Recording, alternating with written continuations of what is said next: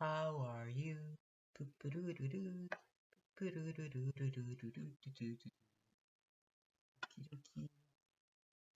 Um,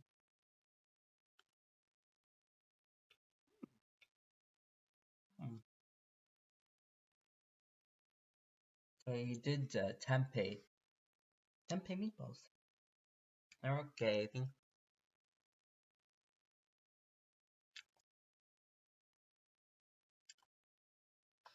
Sorry, I'm just so confused. I did this. No, I did this before. I did an eating show before. Remember with Kale? But this is different. This is like it reminds me like when I see myself, I'm like, oh my god, it's kind of like when you're eating pasta, you look like most people who eat pasta on YouTube.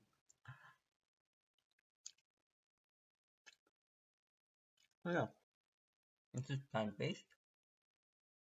This is the tempeh meatballs. And this is just pasta sauce. And parsley.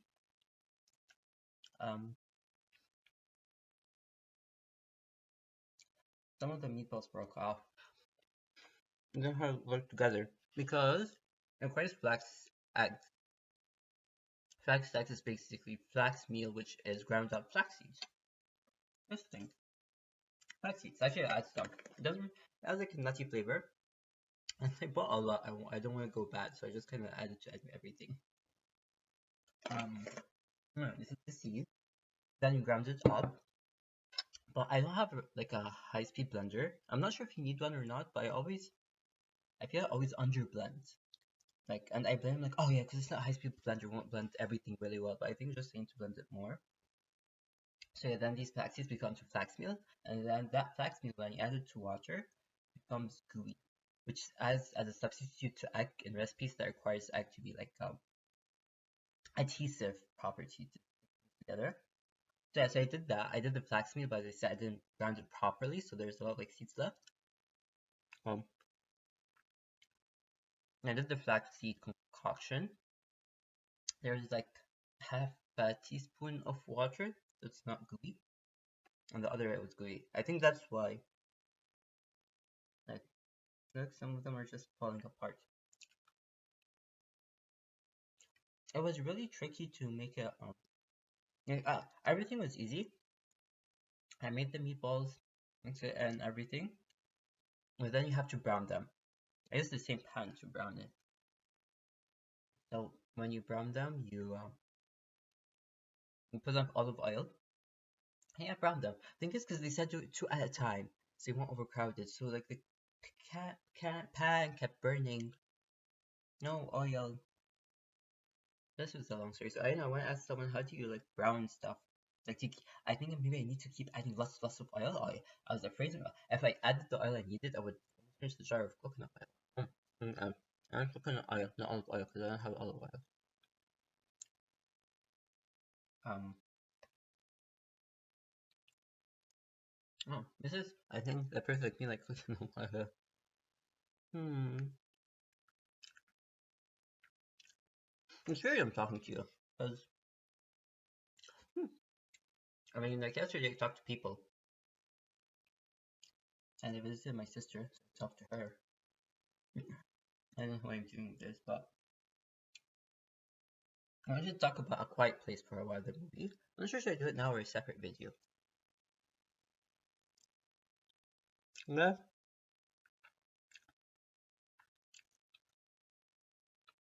I guess now it's better than ever. I hope the sound quality is good. So, I saw Quiet Place in D-Box, which is so cool. I use my points. So D-Box is the chair in the IMAX theater. It's like at the end, at the back seat, like back row, back 2 rows, and it like moves. And it moves. Um, so I feel in some scenes, kind of like 3D, in some scenes it really works well, makes it more immersive. So similarly, D-Box, like at the beginning scene was so cool. I liked how the beginning really worked well, the chair moving. Like it felt like when the camera was tilting, side view, the view of the like of the movie. Cher also tilts it with it, and then like and like really suspense moments, it kind of does these movements that make you feel as if you're. It's hard to describe it. Like I don't think the screen was moving that much, like the camera, like the actual point of view. But the movements synchronized with it, it feels as if you're both moving together. It's hard to describe, but I think it worked really well with this movie because I feel it's because they don't talk a lot, which is it's really cool. Because I always struggle with that. I want to hear every single word and struggle with that in movies. But like this, they don't talk a lot. I think it's mostly about the experience getting immersed in it.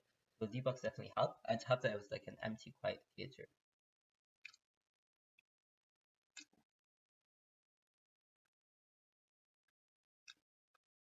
It was not as good as I expected it to be. Like I do think it's overhyped. Um,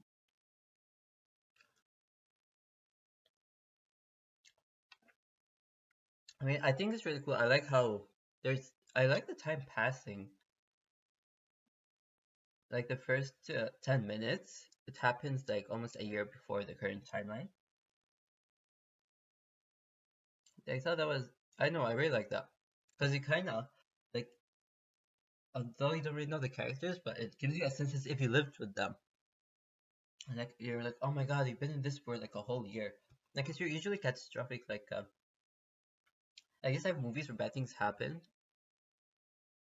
I feel it's usually like 100 years in the future, they've been starting with a bad thing. Or they've been starting with the bad thing for a week or a couple of months, but this, like, they lived in it. It's like at the beginning, kind of. Actually, I think that was the beginning or what stage the alien invaded. You don't know, actually. Well, so they've been with it at least like 2 years, I guess, 2 years. And even John, the director and the actor, the main character, and director, he said, John or John? He said he tried to think of every little detail. So you don't wear shoes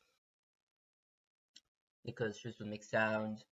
And then like when they're playing Monopoly, they play with like cloths type of thing, not like a metal shoe in person. But there's many other things. That was cool. I really like the scene where the father took the son and they screamed. I think was that the first scene they talk? I'm not sure. Maybe. No, no. The first scene they talks before that when they were hunting for the fish. And he's like, it's okay, we can talk a bit louder now because the stream is louder than us. If there's a louder sound, it's fine. And then they screamed at the water fountain. I like it. Like I felt like him there. Oh my god, they can speak. My question is though, what's like whispering is still a sound. Like they whisper. Not all the time. I guess it's unfavorable for you to whisper. I guess it's better than talking normally. Hmm. No, the scene of the mother giving birth. Is her name Emily Blunt? Maybe? Hmm. I knew about that. I knew that she's gonna give birth. Um, um, in silence. Oh my god. And her foot was in the nail. Oh, at that scene when her foot comes to the nail. Then she was removing her feet. I was like, oh no! I couldn't look at it. I could not. She was removing her feet. No, not only that, after she gave the birth, I'm like, the baby is dead. Just give up. Just give up. I don't know.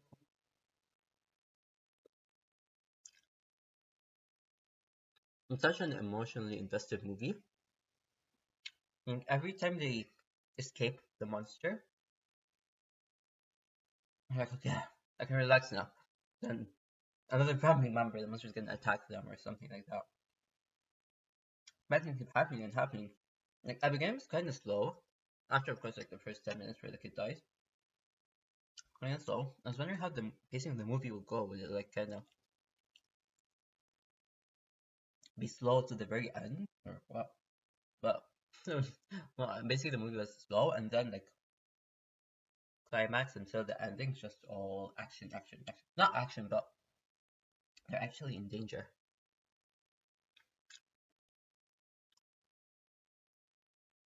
And the reasoning for this is really cool. And that's the reason I think that'd be cool is that because and I keep thinking about it, like when they encounter one of these monsters, they do more sounds. Like the water, for example, the kids that fall in the water thing, that does that sound. When they run, they do sounds, and then they scream. They stop, but then they scream. They hit stuff or something happens. So although that monster, they might like they escape from that monster per se, more more other monsters are attracted because there are still sounds there. You know, I I kind of like the ending as well. It gives it, in a way, it's like we can do a sequel, but I don't want a sequel because the mom's like, oh my god, and the mom, I know, like how, I know it's the time frame, but I think she gave birth. Then like 12 hours later, she napped, and then she's like, oh, and the god, yeah, this is just the best stuff. Okay, this is a long video. I think this is good. I'll have this meatball. Mm-hmm. It's okay. Mostly like breadcrumbs, which is on the outside.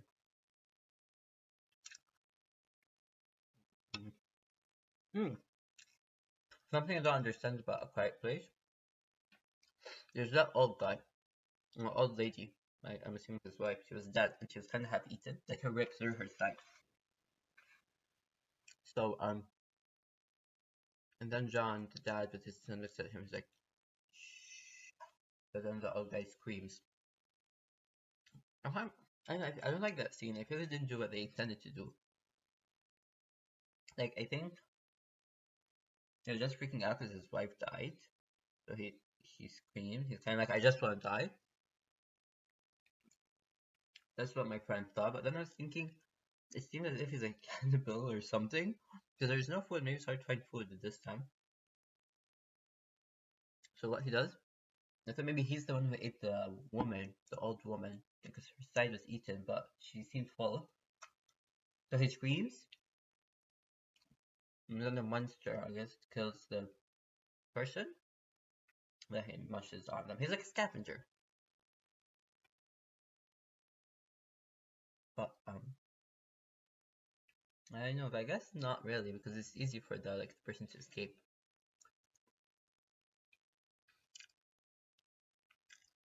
I think the old guy seems really like in bad shape, as if he's been like escaping for like years, like months, weeks.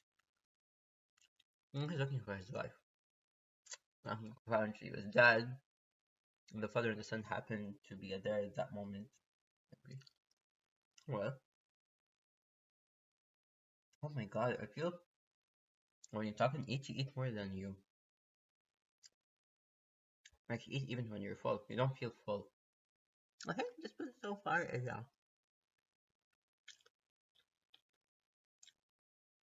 like, say 7 over 10. The meatballs, although they don't taste great, it's filling, it adds some substance, it's tempeh, protein. And the pasta sauce is really good. Like a funky pasta sauce. It was on sale. Okie dokie. It came like in its own box. Like cardboard box. And inside the cardboard box was a glass jar. Okie dokie. Ciao Bella. Ciao ciao.